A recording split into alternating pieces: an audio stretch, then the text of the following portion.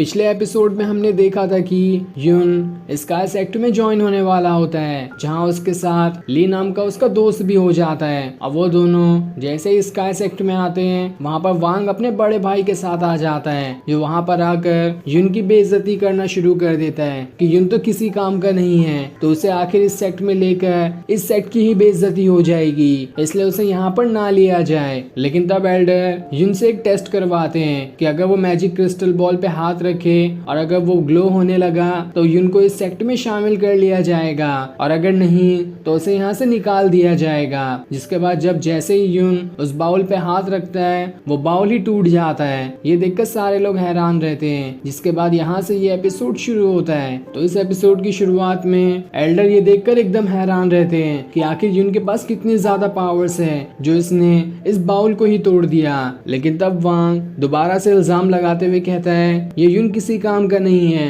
मैंने तो यहाँ तक के भी सुना है कि इसकी मार्शल सोल भी डिस्ट्रॉय हो चुकी है और ये किसी काम का नहीं रहा। अब ये सुनकर जिनयान कहती है बस बहुत हो गया, तुम लोग बहुत बुरा कह चुके हो युन के बारे में, इसलिए आगे से कुछ कहने की हिम्मत मत करना। साथ ही एल्डर भी कहते हैं ये बात जिनयान ने सही कही, तुम लोग कब से युन की बुराई किए जा रहे हो, लेकिन उसके पास इतनी ज्यादा पावर्स है कि उसने तो यहाँ तक कि इस बाउल को भी तोड़ दिया, उसकी पावर्स का तो अंदाजा ही नहीं लगाया जा सकता। जिसके बाद वो आगे उससे कहते हैं जाओ और बाकी डिसाइपल के साथ लाइन में खड़े हो जाओ, अगर तुमने टेस्ट पास किया तो ही तुम्हें इस सेक्ट में ज्वाइन होने का मौका मिलेगा, वरना तुम लोग यहाँ से जा सकते हो, क्योंकि मैं किसी के साथ भेदभाव नहीं करना चाहता।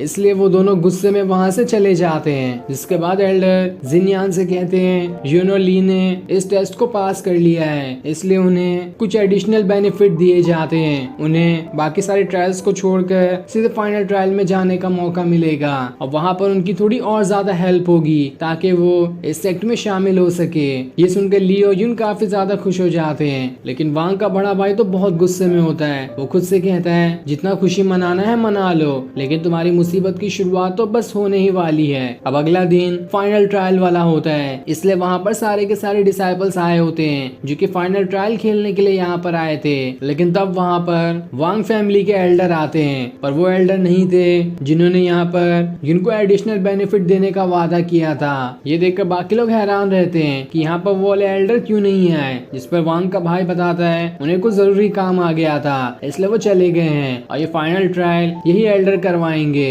किसी को कुछ परेशानी है तो यहाँ से अभी इस सेक्ट को छोड़ के जा सकता है। ये सुनकर सारे लोग उस एल्डर की बात मानने के लिए तैयार हो जाते हैं। जिसके बाद वो एल्डर जिनयान से पूछते हैं मैंने सुना है कि तुमने किसी ऐसे इंसान को यहाँ पर लेके आया है जिसकी पावर से तो वो मैजिकल बाउल भी टूट गया, तो बताओ वो कौन है। तब ली युन को आगे कर देता है। जिसके बाद युन उस एल्डर को ग्रीट करते हुए कहता है मैं ही वो इंसान हूँ जिसने उस बाउल को तोड़ दिया था। तब वो एल्डर उससे कहता है मैंने सुना था तुम एक स्वॉर्ड स्लेव हो, क्या ये बात सही है। जिस पर युन कहता है वो बात गुजर चुकी है, अब मैं वो स्वॉर्ड स्लेव नहीं हूँ, अगर उस तरह से मुझे यहाँ पे ट्रीट किया जाएगा तो मुझे ये चीज नहीं पसंद है। जिस पर एल्डर कहते हैं अरे अरे ऐसी बात नहीं है, मैं तो बस तुम्हारी मार्शल सोल देखना चाहता हूँ, अगर तुमने अपनी पावर से मुझे सेटिस्फाई कर दिया तो मैं तुम्हें जो कोटा मिलने वाला है कि तुम्हें एडिशनल बेनिफिट मिलेंगे उसे मैं और ज्यादा बढ़ा सकता हूँ और तुम्हारे ऊपर सारी चीजें डिफिकल्ट नहीं होगी, तुम्हारे लिए सारी चीजें आसान होते जाएगी। लेकिन तब ये सुनकर युन कहता है मुझे किसी चीज की जरूरत नहीं है, जैसा बाकी डिसाइपल्स के साथ किया जाएगा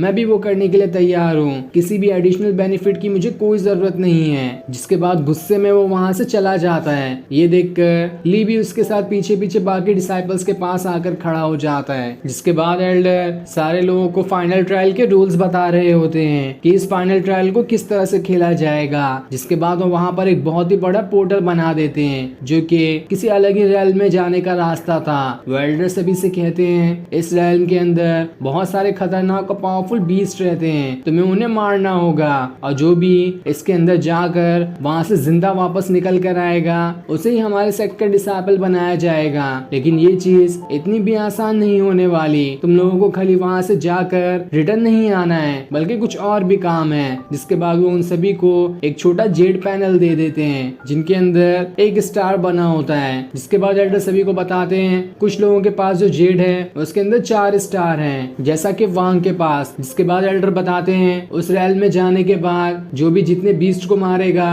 ये जेड उसका ऑरा एब्जॉर्ब करता जाएगा और जैसे जैसे ऑरा ऑरा एब्जॉर्ब करेगा उस जेड के अंदर स्टार की तादाद बढ़ने लगेगी और जब बाहर आने के बाद आप लोगों के पास 4 स्टार हुए तो इसका मतलब ये है कि आप इस सेट के डिसाइपल बनने के लायक हो। लेकिन अगर 4 से कम हुए तो आप उसी टाइम डिस्क्वालीफाई हो जाओगे और आपको इस सेट का हिस्सा नहीं बनाया जाएगा। पर अगर जिसके पास भी 4 से ज्यादा स्टार होंगे उसे और ज्यादा एडिशनल बेनिफिट मिलेंगे आगे चलकर। लेकिन मॉन्स्टर को मारकर स्टार गेन करना इतना आसान काम नहीं है, क्योंकि एक मॉन्स्टर को मारने से एक स्टार नहीं मिलेगा, बल्कि काफी सारे मॉन्स्टर को मारने के बाद जितना वो मॉन्स्टर पावरफुल होगा उसके पावरफुल ऑरा के हिसाब से इसका स्टार बढ़ेगा। इसलिए इस बात का ध्यान रखना। और बात ये भी साफ है कि उस रेल में जाकर तुम लोगों की जान भी जा सकती है, इसलिए खुद को बचाते रहना और उन सारे मॉन्स्टर को मारकर उसका ऑरा एब्जॉर्ब कर लेना।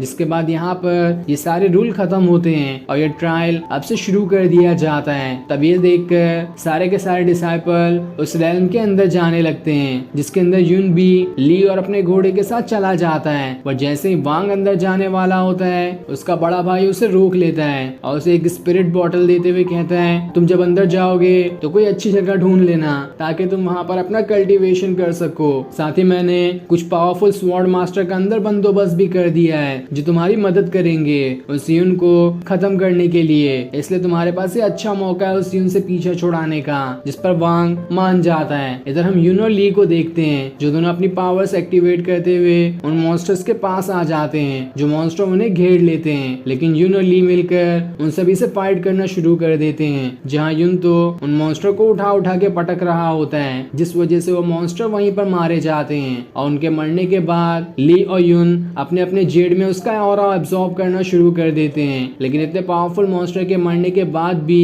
एक स्टार नहीं मिला होता।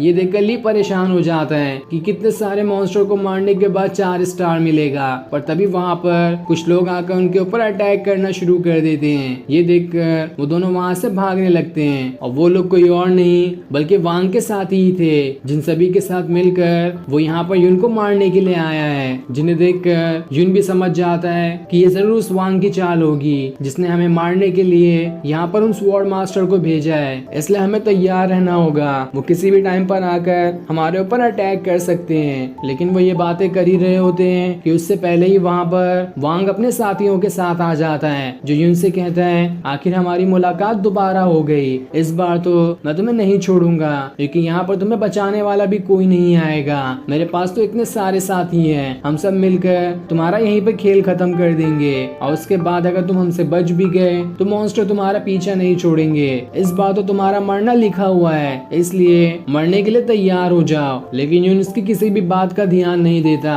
और वहीं पर अपने घोड़े के साथ खड़ा होता है। तब ये देखकर वांग को और ज्यादा गुस्सा आने लगता है, जिसके बाद वो अपने साथियों के साथ मिलकर यून के ऊपर अटैक करने के लिए आ जाता है, जहां वो सभी उड़ते हुए यून और ली के ऊपर अटैक करने वाले होते हैं। पर वो लोग उसके ऊपर अटैक करते इससे पहले ही ये एपिसोड यहीं पर एंड हो जाता है। Thanks for watching.